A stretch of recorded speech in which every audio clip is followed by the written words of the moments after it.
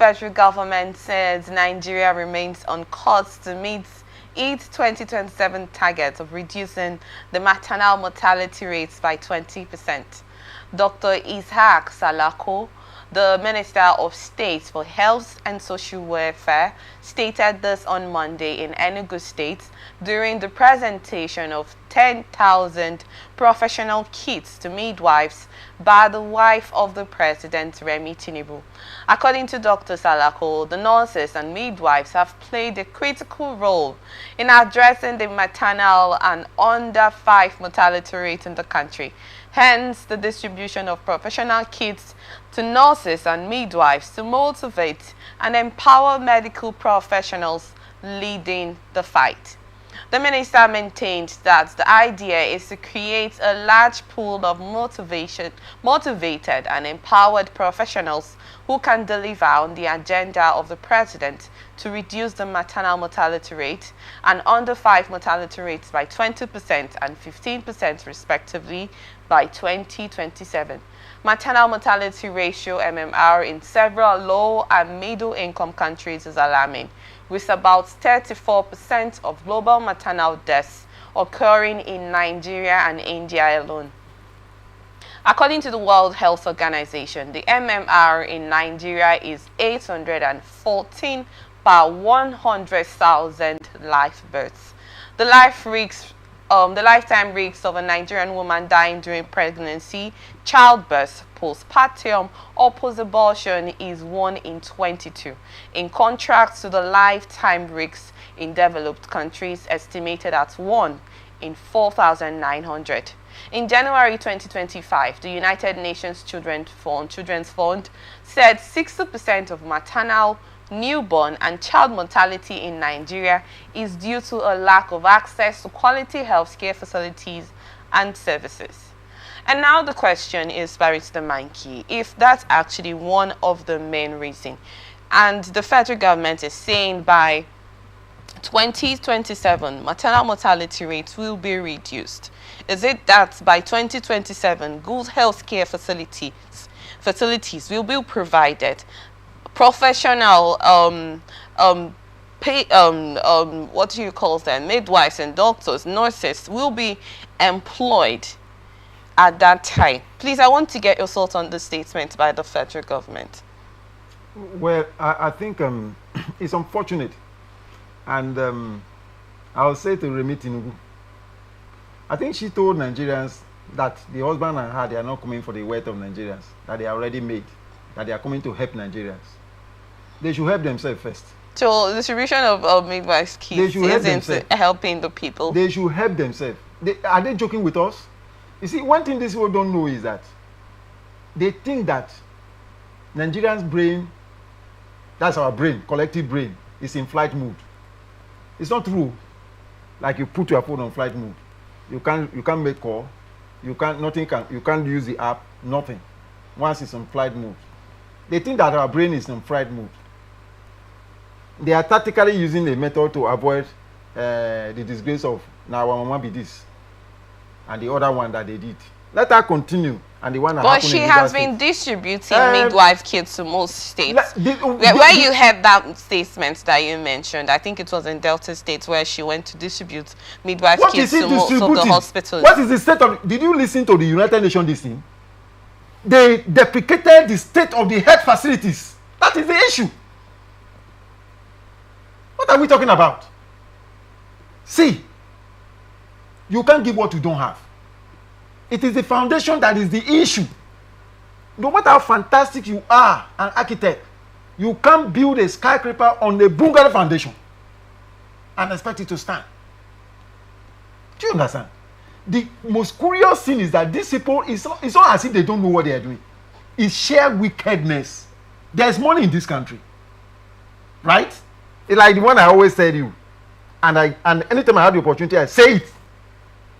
Who tells you? If you're not going to no, who tells you that Nigeria don't have the manpower and the capacity and the resources to refine our crude oil locally to end this economic holocaust? We have it. Who tells you that we don't have the capacity? Most of these people that they are training, because they realize the mischief on the mind of our leaders, they end up in going to Europe. I got in touch with somebody where the medicals go to take exam now is in Kenya. When Kenya airline comes to Nigeria, more than 50 people on board, they may be students going to take exam. That headquarters was supposed to be in Nigeria. They moved to Kenya. Why? A country that can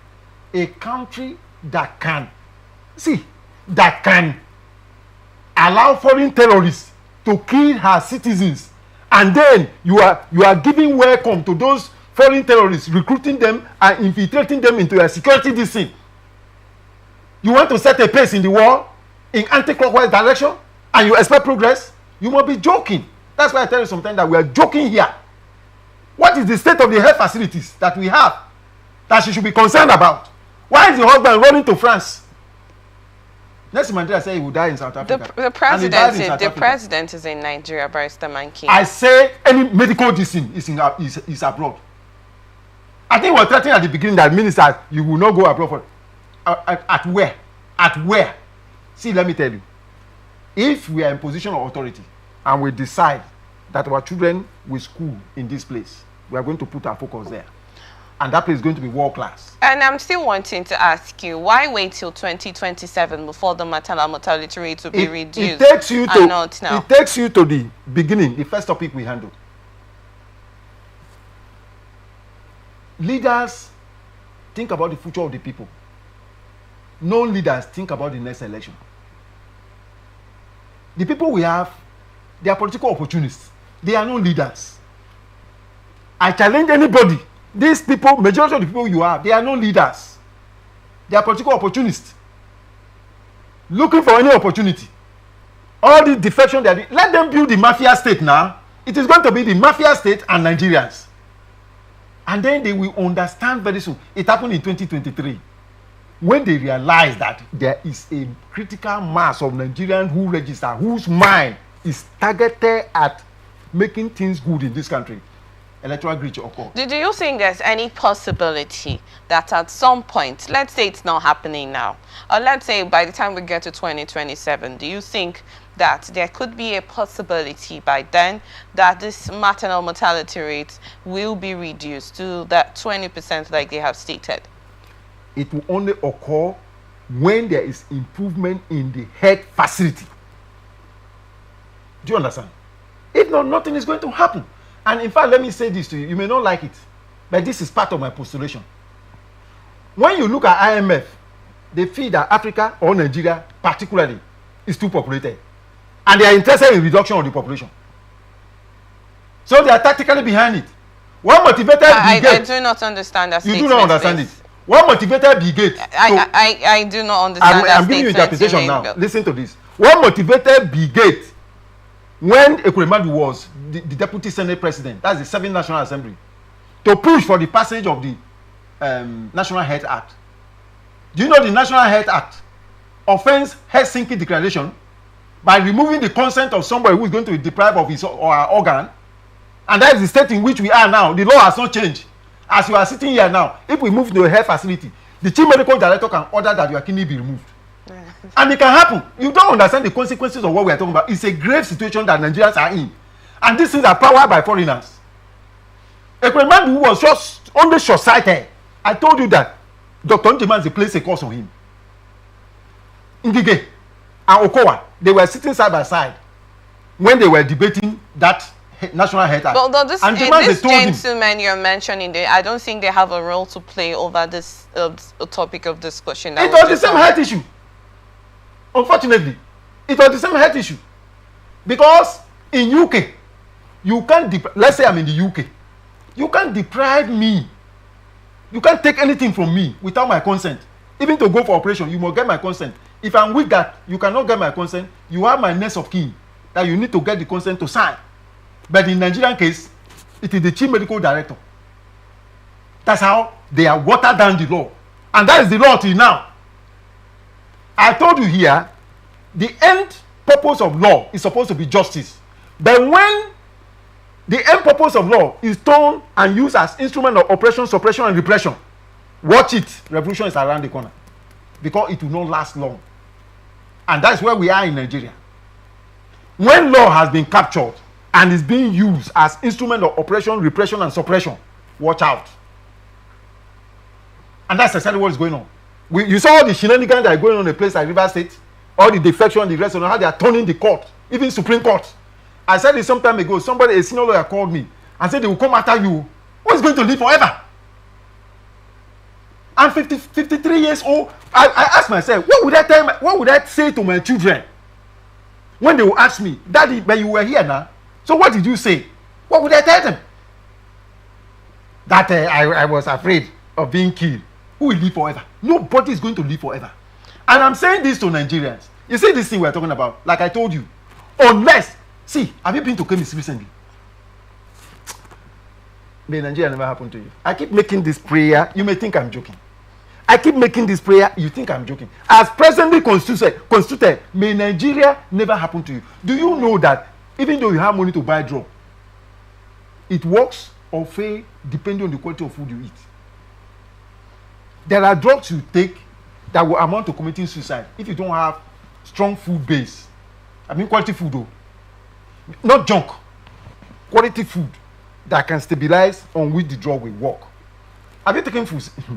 If you are not taking Fusin, if you take Fusin on empty stomach, when your leg will lift, you will understand the state of a drunk man. You will be light, your leg cannot hold the ground. Fusin is a very strong drug.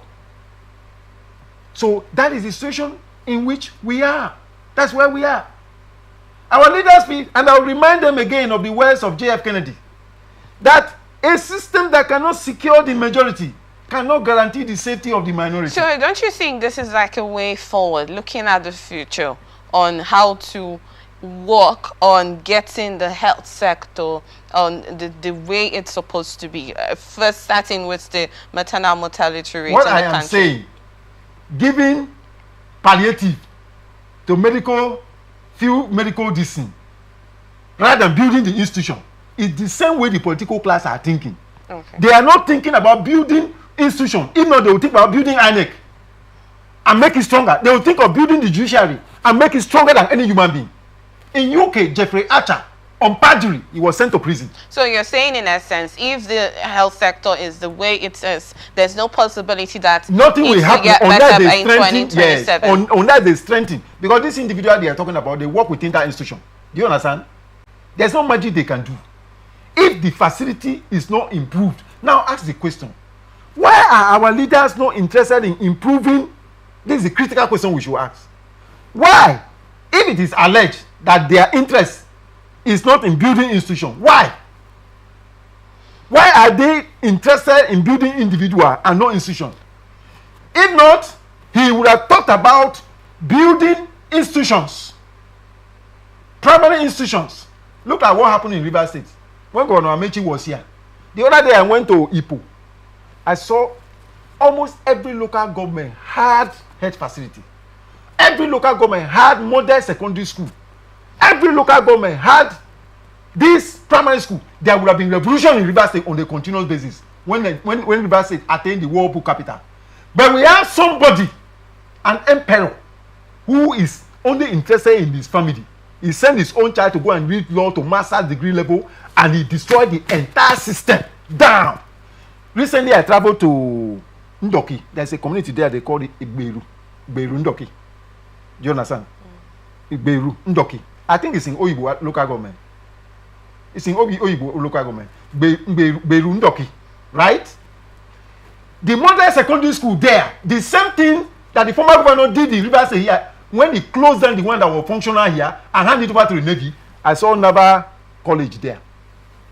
So just to permanently shut down, because they want only their children so that we will wash their car. So in essence, you're saying that first of institutions should be the institution that should be strengthened, not the people. And not giving peanut to certain individuals. Right, in fact, most of these people that are being given this peanut, they will even sell them and they find a way they will japa.